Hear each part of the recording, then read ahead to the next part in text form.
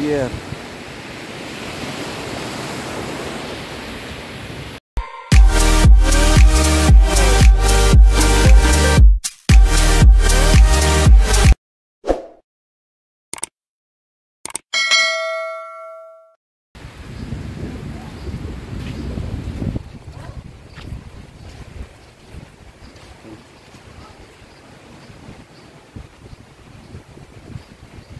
Tujungan Romblon.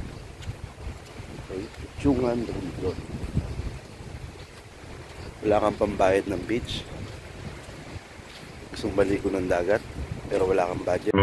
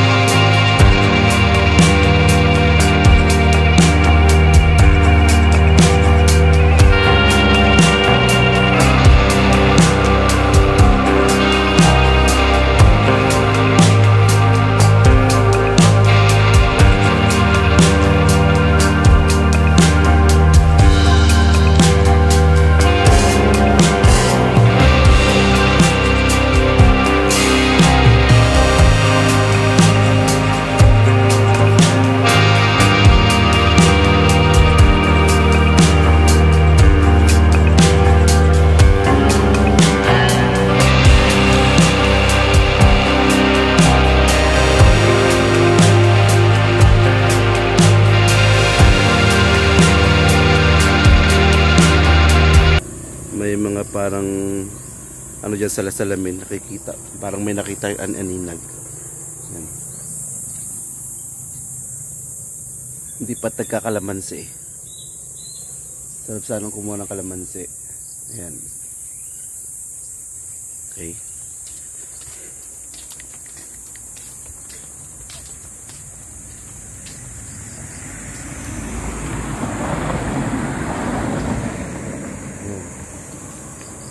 Medyo hindi ako sanay umakyat ng hindi na ako marunong umakyat ng buko eh.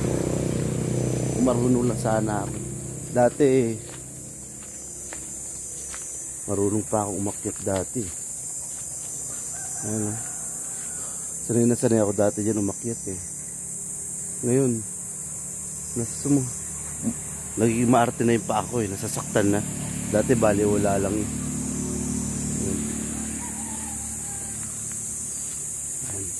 Yan ang mga buko.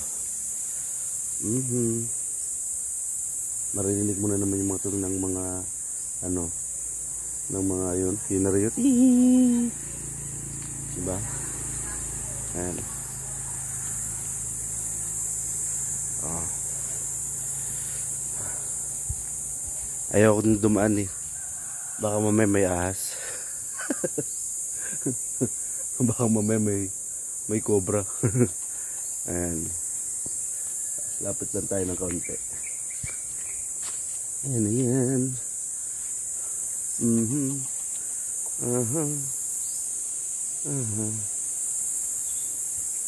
Tapos yun, may mga manok. May manok nung namamasyal. Ayan.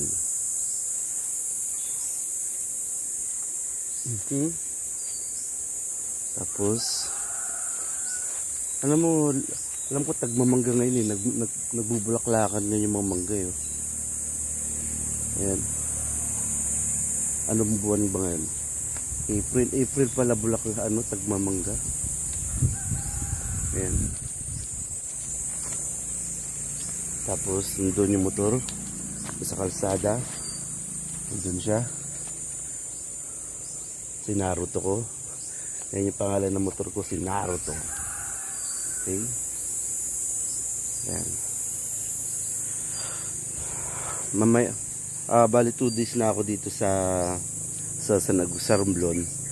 Hindi pa ako nakakaligo sa dagat. Baka mamaya pupunta kami sa dagat. Maliligo kami. Doon sa Kilala, dito sa Agustin. Ngayon hindi na siya meron siyang entrance na 10 pesos. Tapos 100 pesos sa cottage. Mamaya papakita ko sa inyo.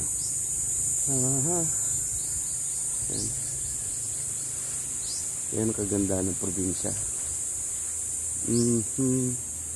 Okay, mamaya po ulit. Bababa muna tayo.